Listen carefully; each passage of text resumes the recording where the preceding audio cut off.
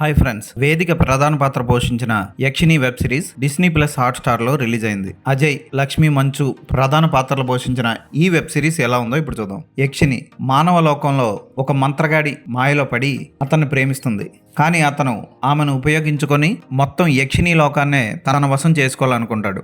తన తప్పు తెలుసుకున్న యక్షిని మాయ తన లోకానికి వెళ్ళాలంటే ప్రేమించినందుకు శిక్ష వేసి 100 మందిని రమించి చంపమని, ఆ తర్వాతే తన లోకంకి తిరిగి రావాలంటాడు యక్షిణీలకి సంబంధించిన దేవుడు. ఆ తర్వాత యక్షిని ఒక పెళ్లి కాని బ్రహ్మచారితో ప్రేమలో పడడం, ఇటువంటివన్నీ జరుగుతాయి. చివరికి యక్షిని అనుకున్నది సాధించిందా, మంత్రగాడు మాయని వశపరుచుకున్నాడా, యక్షిని లోకాన్ని వశపరుచుకున్నాడా అన్నది వెబ్ సిరీస్ 6 ఎపిసోడ్లు చూసి తెలుసుకోవాలి. 3 గంటల సినిమాని 6 ముక్కలు చేసి తెలుగు, తమిళ్ 2 లాంగ్వేజెస్లో రిలీజ్ చేశారు. చూడడానికి సీరియల్ కన్నా దారుణమైన గ్రాఫిక్స్ వాడారు ఈ వెబ్ సిరీస్లో.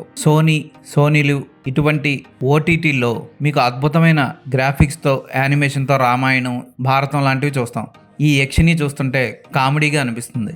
చాలా రోజుల తర్వాత వేదిక ఈ వెబ్ సిరీస్లో కనిపించింది. అందాల ప్రదర్శనలో ఆమె అస్సలు తగ్గలేదు. చుంబన సన్నివేశాలు కూడా చాలా ఉంటాయి. కేవలం ఆమె అందాన్ని చూడడం తప్ప ఈ వెబ్ సిరీస్లో మనకి అంతగా ఒరిగేదేమీ లేదు.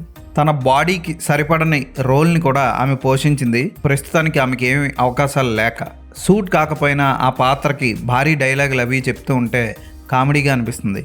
ఇక మంచు అక్క కూడా యక్షిని ఫ్రెండ్గా డైలాగులు చెప్తున్నప్పుడు అచ్చం మోహన్ బాబులా అనిపించి చూడడానికి చిరాకు తెప్పిస్తుంది. ఇక అజయ్ పాత్ర పర్వాలేదు అనిపిస్తుంది. అతను ఒక్కడే కొంచెం బాగా యాక్ట్ చేశాడు.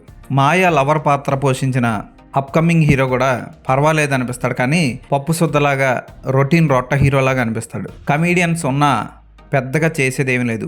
యక్షిని లవర్ ఇంట్లో జరిగే సన్నివేశాలన్నీ పరమ బోరింగ్ తెప్పిస్తాయి. ఒక్క రొమాంటిక్ సన్నివేశాలు తప్ప మీరు ఊహించినంత రొమాంటిక్ సీన్లు ఏమి ఉండవు. ఉన్నంతలో అటు ఇటు దొరుకుతూ ఉంటారు అంతే.